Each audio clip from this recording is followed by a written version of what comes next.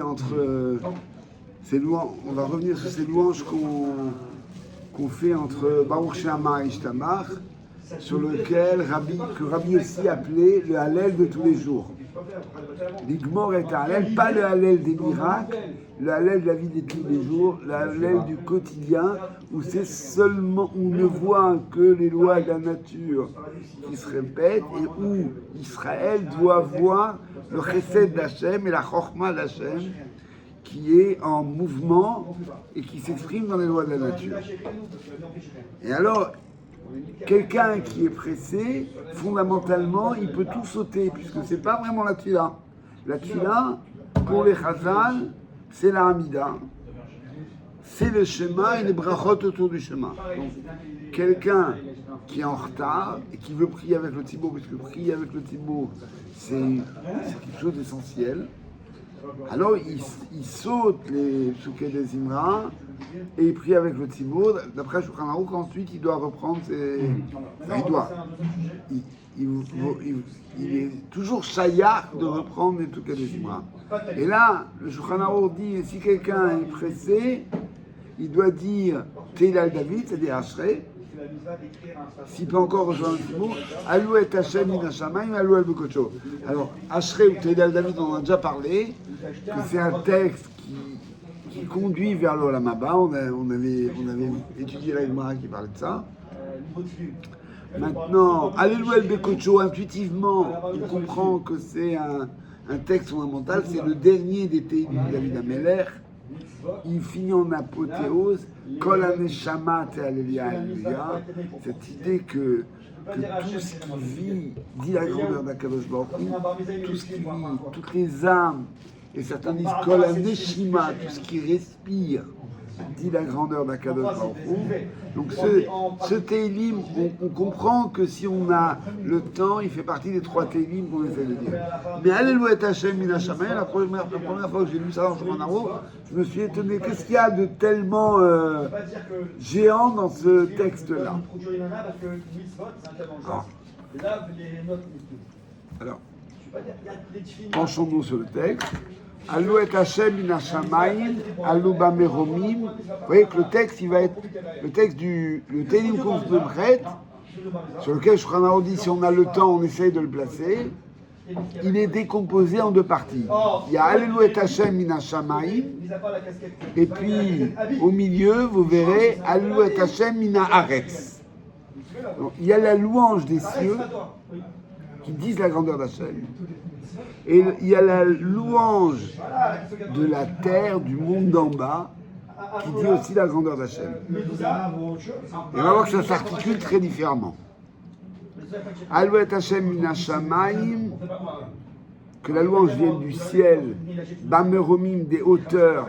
Pour nous, tout ça, ça paraît un peu des Alou kol malachav, ces anges. Toutes les forces du ciel qui sont au service d'Akadosh Baruch Hu. Alou kol tseva'a, toutes ces constellations. Excusez-moi, là c'est on dit allez louons tous les anges ou louons par ces anges. Alors c'est les deux. On considère que tous les agents de la création, nous on doit en fait. Il y a 2 niveaux. On considère que l'existence même des mondes d'en haut dit la grandeur d'Hachem. Les mondes d'en haut, les cieux, les firmaments, le soleil, la lune et les étoiles, ils disent, leur mouvement dit la grandeur d'Hachem. Le soleil, la lune, les étoiles, quand ils fonctionnent, c'est une manière de la grandeur d'Hachem. Et maintenant, nous on le récite pour prendre conscience et donc participer à cette louange. Et là, il y a un Aluko Corvéor, les étoiles qu'on voit. Il y a Tseva'a, c'est aussi les étoiles, et Corvéor, c'est les étoiles qui nous donnent la lumière. Les étoiles qui sont encore plus lointaines ne nous donnent plus de la lumière. Mais elles existent. Alou Shemea Shamaim, Amaim Hashamea la Shamaim. Là, ça renvoie à la création du monde. Les cieux des cieux et les eaux d'en haut. Yalou et Shem Hashem qui va venir là-haut. Et là, il y a une sorte d'admiration, de méditation de l'homme vers le monde d'en haut et vers sa perfection. Yalou et Shem Hashem ki utziva venivraou vayamidem la'ad olam chok natan velo yavor. Qu'est-ce qu'ils expriment? Ils expriment la régularité, c'est-à-dire la fidélité exacte de la création du Créateur. C'est le texte qu'on reprend dans Kiddush Alvana, Birkat Alvana. Toujours cette idée de fidélité, Poel Emet, et Peulato Emet. C'est un serviteur qui accomplit exactement. C'est la grande idée du ciel que nous, Israël, on repère, qui est l'expression exacte de la volonté d'Hachem et qui nous appelle, nous les hommes, à faire la même chose. Mais quelle est la différence? C'est que les cieux, les anges, le soleil, la lune et les étoiles n'ont pas d'Isra. Ils agissent, ils sont programmés, ils expriment de façon fidèle et exacte la volonté d'Hachem. Nous, qui sommes dans un monde où nous avons le libre arbitre, nous avons des conflits, nous avons des tentations, nous avons une volonté personnelle. Nous devons acquérir cette idée de la fidélité qui nous est inspirée par les cieux. Il y a une idée de fidélité quand on contemple le soleil, la lune et la marche des planètes et des étoiles, c'est vraiment quelque chose d'impressionnant. On va parler un petit peu dans Newton, quand il cherche à comprendre le mouvement des planètes et des étoiles, il a un problème parce que sa description du mouvement des planètes et des étoiles, à ce moment-là, il pense que la Terre est le centre du monde et les équations donnent quelque chose d'incohérent. Mars, ça marche à l'envers. Et en fait, il cherche quelque chose d'unique qui explique tout le mouvement du monde. Il cherche l'unicité. Si vous regardez les textes de Newton, ils sont remplis de réflexions spirituelles et théologiques. Alors, les modernes, qu'est-ce qu'ils ont fait? Ils ont retiré du texte des équations, ils ont laissé tomber les développements spirituels, ça ne les intéresse pas. Mais lui, il a vu dans cette idée d'une explication globale à la loi de la gravitation, pour lui, c'est une loi unique du monde qui vient du Créateur, qui est une expression monothéiste. Alors ça, c'est la quête de ceux qui cherchent en fait le Dieu unique. Maintenant, le risque, le Rambam le dit, si vous avez déjà étudié l'introduction du Rambam sur Ilchot Avodah Zarah, comment a commencé la Avodah Zarah? Par l'admiration des planètes et des étoiles. Cette merveille de la construction et cette puissance de la construction, ils se rendent compte que c'est quelque chose d'indispensable. Et tout ce qui est beau, merveilleux et puissant suscite l'admiration et parfois l'adoration. Et le Rambam dit mais non, c'est-à-dire le petit-fils de Adam Arishon, ils ont commencé à louer les étoiles, les planètes. Alors au départ, en sachant que c'est les serviteurs d'Akadosh, et puis petit à petit, ils ont fait des temples, ils ont fait des sacrifices, où ils se sont adressés directement aux planètes et aux étoiles, ils ont perdu le sens de l'unique. D'où toutes les Ilchot Avodah Zarah de s'interdire de prier à des intermédiaires. C'est ce qu'on fait quand on fait en fait Birkat HaChodesh, quand on fait les brachot sur la mer, sur le soleil à un certain moment, sur des grandes forces de la nature, le tonnerre, l'éclair, qu'est-ce que c'est? Toutes ces choses qui expriment la puissance, qui sont réelles, qui sont une expression de la création. Il faut tout le temps les reconnecter vers le Créateur. L'idolâtrie commence quand on se coupe, quand on voit dans la puissance. C'est vrai qu'il y a de la puissance dans la création. C'est vrai que le soleil c'est quelque chose de puissant, la mer c'est quelque chose de puissant, l'or, pour parler de façon moderne, l'or, l'argent, le pouvoir, les rois, c'est vrai que c'est puissant. Mais ces puissances-là, si tu te courberais, tu perds Akadosh Baruch Hu.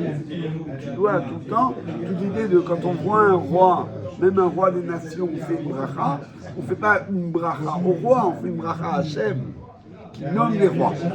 Pour un grand sage, c'est une bracha Hachem, non pas d'admiration envers le sage, mais de reconnaissance envers Akadosh Baruch Hu. Ça, c'est tout le travail du ciel. Il est très harmonieux, il est très régulier. Et puis il y a la deuxième partie. Alouet Hachem Minaret, vous allez voir, c'est bien plus compliqué.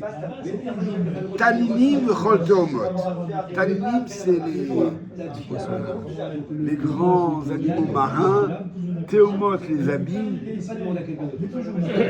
Esh ou Barad, le feu et la grêle, Shélek le Kitor, la neige et la fumée, enfin ça veut dire aussi le feu, Ruach Sahara, la tempête, et Harim Chol les montagnes et les vallées, Etzperiv Chol Harazim, les arbres fruitiers et les autres, les cèdres et les arbres qui tombent à côté, Achaya Vechol Behema, les animaux sauvages et toutes les bêtes domestiques, Remes et Tipor Kanaf, les insectes, le Tipor Kanaf et les oiseaux, Malché Eret Vechol Lomim, les rois et les peuples, Sarim Vechol les princes ou les ministres et les juges, Bachurim et Gamatulot, les garçons et les filles, Zekenim Imnarim, les vieux et les jeunes. Qu'est-ce qu'on remarque sur la terre? On voit tout de suite, ce qui n'est pas sur le ciel, c'est que ça se passe en couple, l'éloge. Et là, il y a même des couples qui sont étonnants, par exemple, Rémès et Tipor Kanaf. Bon. Le feu et l'eau, d'accord. Les insectes et les oiseaux, quel rapport? Les insectes et les oiseaux, quel rapport? Quel genre d'insectes? On dit pas. Ceux qui rampent ou ceux qui volent? Dans les insectes, il y en a qui volent, on aurait pu voir que c'est des opposés. On aurait pu voir ceux qui volent et ceux qui... Ah, il y a le côté qui sont opposés, mais il y a plus que ça. Non, il y en a qui sont qui collent la poussière et des autres qui sont dans les cieux. Donc, il y en a qui volent. L'eau et le feu qui sont opposés. Il y a cette idée. Il y a une idée plus simple. Supposons qu'il n'y ait pas d'insectes. Qu'est-ce qui se passe? C'est une chaîne alimentaire aussi, là. L'oiseau il mange l'insecte. L'oiseau mange l'insecte. Et donc, finalement, c'est les antagonistes. Mais supposer qu'il n'y ait pas d'insectes, il n'y a pas de pollinisation. Supposer qu'il n'y ait pas d'oiseaux, les insectes envahissent l'environnement. Toujours, j'avais lu dans la révolution chinoise, avec la révolution maoïste, ils avaient fixé, c'était l'administrateur, le grand challenge de la révolution communiste, c'était d'arriver à vaincre la famine. Puisque dans tous ces pays, il y avait une famine endémique. Les dynasties précédentes ne se souciaient pas trop de leur peuple. Donc, ils mouraient, il y avait la famine, c'était une sorte de fatalité. Donc, le challenge du Parti communiste chinois, c'était de vaincre la famine. Donc, ils avaient été dans les campagnes et ils avaient fixé des objectifs. On appelle la planification. Et alors c'était une planification qui évidemment était trop surévaluée. Et en plus, donc les paysans disaient c'est pas réaliste ce que vous fixez comme quantité. Et en plus, ils leur imposaient de semer beaucoup plus près. Si on sème trop près, ça ne poussera pas. Ils n'écoutaient rien, il y avait des consignes d'en haut, il fallait faire. Donc, à la première récolte, la première année, ça a été la famine. Pourquoi? Parce que les quantités prévues n'étaient pas là, de très loin. Et alors ils ont expliqué, bah oui, mais vous l'avez dit, ça ne marche pas quand on plante comme ça. Et puis vous ne prenez pas en compte le fait que dans votre programmation, vous n'avez pas tenu compte de ce que les oiseaux grappillent. Alors, c'est remonté jusqu'à Mao, et Mao a donné l'ordre, c'est redescendu jusqu'à ses officiers, qu'on fusille tous les oiseaux qui traînent dans les campagnes. Ils ont fusillé tous les oiseaux. La récolte a été bouffée par les insectes. Et donc là, on a quelque chose d'intéressant. On a, c'est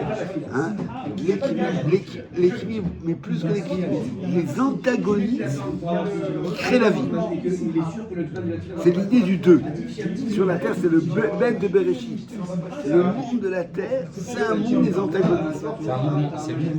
C'est le mouvement et c'est les oppositions. Mais toi, quand tu es un insecte, tu vois l'oiseau comme un ennemi. Mais en vérité, la chorma d'Akadosh Baruch Hu, c'est de faire cette interaction qui produit la vie. Et alors ça continue. Alors évidemment, les animaux sauvages, les animaux domestiques, les arbres fruitiers, les arbres qui ne sont pas. Mais après, ça va à l'humain. Malché Eretz v'chol leumim. Les rois, il y a les autorités, le pouvoir et les peuples. Il faut les deux. Il n'y a pas de roi sans peuple. On n'a pas de roi sans peuple, mais le roi doit comprendre qu'il n'y a rien sans le peuple, et le peuple doit comprendre aussi qu'il a besoin d'un Il faut un chef d'orchestre. Sarim Rochofte Aretz. Les princes, c'est-à-dire les ministres et les juges, c'est-à-dire le pouvoir exécutif et le pouvoir législatif. S'il n'y a qu'un seul pouvoir, c'est la tyrannie. Le pouvoir des juges ou le pouvoir de l'exécutif qui n'est pas arrêté par la justice. Par Ourim de Gametulot, les hommes et les femmes, ce sont des antagonistes. Mais sans ces antagonistes, il n'y a pas de vie. Zekenim Naharim, les jeunes et les vieux, ce sont des antagonistes. Il faut ça. Il faut un monde. Le vegan, là, pourquoi vegan, il n'y a pas écrit ça ailleurs? Alors ouais, alors ça c'est une bonne remarque. Les mefarchim disent Zekenim, parce que Bahouim et Gametulot, il faut des garçons et des filles, mais ils doivent pas ensemble. Vegan, comme si c'était pas obligatoire. Non, c'est pour dire qu'ils maintiennent une distance. C'est la tziout. Par contre, il y a Zekenim et un Naharim. Comme on n'a pas voulu dire Bahourim im betulot, Yahalelu et Shem Hashem. C'est ça la louange d'en bas. Cette louange du deux, cette louange de voir au-delà des antagonistes la grandeur d'Akadosh Baruch Hu qui fait vivre le monde comme ça. Qui misgave ce mot levado, odo à l'Eretz de Shamaïm. Là aussi, Eretz de Shamaïm, c'est de nouveau l'opposition entre ce qui est Arzi et ce qui est Shamaïm. Vayarem Kerem Namo, et alors ça finit en apothéose sur le peuple d'Israël. Comme si le peuple d'Israël, c'est le peuple qui sait vivre avec les antagonistes. C'est le peuple qui sait qu'il y a une formulation des communistes, des contradictions non antagonistes. C'est-à-dire, ça s'oppose, mais ça participe d'une grandeur générale. Et ça, comment Israël il a ça? Parce que c'est la Torah. La Torah, elle enseigne cette capacité à vivre avec des oppositions et à savoir que ces oppositions, elles sont positives. Donc je reviens sur la première partie, la partie un peu ésotérique où on parle du ciel. Il y a 7 cieux. Alou et Hashem min hashamayim, alou bameromim, alou kol malachav, alou kol selav, alou shemesh ve'areach, alou kol korveor, alou shemei hashamayim, v'amayim hashamei al hashamayim. C'est 7 alléluia. Le Gaon de Vilna dit c'est les 7 verbes qu'on dit après Yesh Mirabam Mevarach Lalam Lamaya. Regardez, j'ai mis en numéro 3 là. Yesh Mirabam Mevarach Lalam Lamaya. Yizvarach, Vishtabar, Vitpaar, Vitromam, Vitnase, Vitadar, Vitale. Dans le sidour du Gaon de Vilna, ça s'arrête à Vitale. 7. J'étais prié une fois dans la Chorba. Vous connaissez la Chorba dans le Chorba, dans le quartier juif, la grande synagogue. Là-bas, ils font tout selon Minagagra. Je ne ferai pas de Sidorim du Gaon de Vilna. Et alors moi, je suis... Bon, maintenant, en ce moment, je dis aussi Kaddish pour ma soeur, mais régulièrement, on me demande de dire Kaddish pour des gens qui ont percé le Kaddish. Alors, je suis là-bas, et tu fais le Kaddish, et une fois, j'étais tout seul à l'air. Italien, tu dis là. C'est la chita du Gaon. Alors, après, c'est une question de Minagim. Oui, il y a encore un Yalou et Hachem. L'idée, c'est quoi? C'est que le Kaddish et la Tfila, d'une manière générale, c'est un soulam qui relie la terre au ciel et qui va jusqu'au Kisei HaKavod. Et alors, prier, c'est faire monter cette louange, l'arracher à toutes les pesanteurs pour qu'elle arrive jusqu'au Kisei HaKavod. C'est ce qu'expriment ces verbes, si on les traduit, qui sont un petit peu synonymes. Ishtabar, Vitpar, Vitva, c'est des termes un peu synonymes. Ils sont là pour dire notre effort de nous hisser, de nous arracher. Il y a un deuxième endroit où, d'après le Gaon, qui reprend la même idée, c'est dans le Yale Veyavo. Yale, Veyavo, Veyagia, Veyrae, Veyaratse, Veyshama, Veypaked, Veyzacher. Alors, Veypaked, Veyzacher est le compte commun. Il y a de nouveau 7 verbes pour dire l'itinéraire de la Tfila. Alors, regardez, penchons-nous juste un peu là-dessus. Yale, c'est la première chose pour que la Tfila elle atteigne Hachem. Yale, qu'elle s'arrache à la pesanteur. Veyavo, et qu'elle entre, c'est-à-dire qu'elle s'arrache à l'extériorité. Veyagia, et qu'elle atteigne, c'est-à-dire qu'elle rompe les distances.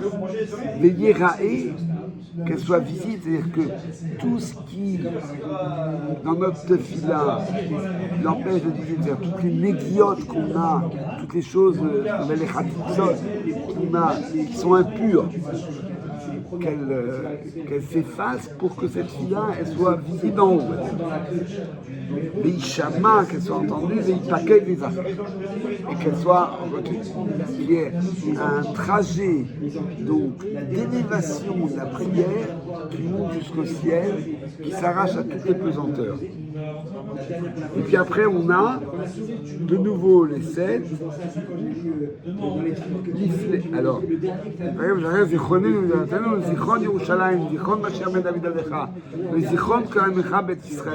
c'est-à-dire, le zikaron, c'est quoi? Se rappeler des ancêtres, c'est-à-dire se rappeler de l'origine d'Israël et se rappeler de la vocation d'Israël. C'est-à-dire, à quoi on fait appel pour que notre prière elle passe, au mérite des avot et au but de la création. Aussi déméritants sommes-nous, il faut, on demande quelque chose nous protège pour que l'objectif de la création, le but de la création, c'est comme Mashiach ben David Alecha, s'accomplisse. Et après, on a l'ifleta, les tova, les ched, le chesed, ou la chamim, ou la chedisha. L'ifleta, pour survivre. Déjà qu'on puisse survivre. Vous voyez comment on est le peuple d'Israël il est conscient que son existence est un miracle. Le tova, survivre c'est bien, mais c'est pas suffisant. On aimerait. Le tova, ça veut dire le bon et le bien. Le bon, que ce soit une existence soit bonne, et qu'il fasse le bien. Le chen, pour la grâce, qu'est-ce que c'est la grâce? C'est cette attitude. C'est l'acceptation, non? La grâce, c'est l'acceptation de l'autre. La reine, c'est quand quelqu'un a un regard bienveillant sur l'autre. Quand on est heureux de la réussite de l'autre. Et quand les autres sont heureux de notre réussite. Ça, c'est du reine. Il y a une sorte de rayonnement qui fait, il y a des gens comme ça. Vous avez envie vous arrivez quelque chose de bien, vous avez envie de leur dire, et quand vous leur dites, ils sont heureux comme si ça leur était arrivé. Et il y a des gens, vous n'avez pas envie de leur dire, vous allez dire, mince, pourquoi c'est arrivé à toi et pas à moi? Et il y en a qui enquêtent. Il y en a qui enquêtent, il y en a qui portent plainte.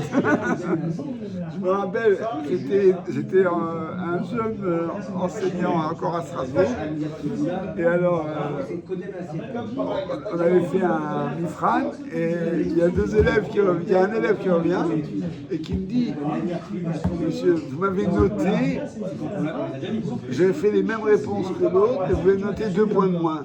Alors je regarde, je dis, mais c'est juste, tu as fait 6 erreurs, ça fait 6 points, tu as 14. Je dis, oui, mais l'autre, vous l'avez laissé à 16. Alors, qu'est-ce que tu veux? Que je te rajoute 2 points ou je lui enlève 2 points? C'est intéressant, il y en a qui disent je veux les 2 points, il y en a qui disent non, je veux la justice, je veux que l'autre il est. Vous mettez 14, vous mettez 16. Alors ça, encore mieux.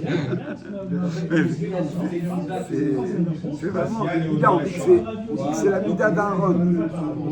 Aaron, c'est toute l'histoire. Quand il y a le Boer, l'épisode du buisson ardent, d'après le Midrash, pendant 7 jours, Hachem dit à Moshe, vas-y, et Moshe dit, j'y vais pas, ceci, cela, ils ne prendront pas les miracles, et puis je suis veille, et puis ceci, et puis cela. Et finalement, Hachem, il s'énerve et lui dit, non, vas-y, et sache que Aaron viendra à ta rencontre et se réjouira. Et donc, on comprend que c'était une des choses qui faisait hésiter Moshe. Aaron, il est resté dans le cours à Babel, il est resté dans l'enfer, accompagné l'ennemi Israël dans la souffrance. Il les a inspirés, il les a soutenus, il a tout supporté avec eux. Et moi, j'arrive parachuté. J'ai grandi dans le palais, après je me suis barré, j'étais en village. Et maintenant, j'arrive et je dirige Israël. C'est très dur. Et un chef lui dit, c'est toi qui dois faire ça. Je t'ai choisi. Entre parenthèses, je t'ai choisi. Il y a un chiffre de Faïdès qui est très joli qui dit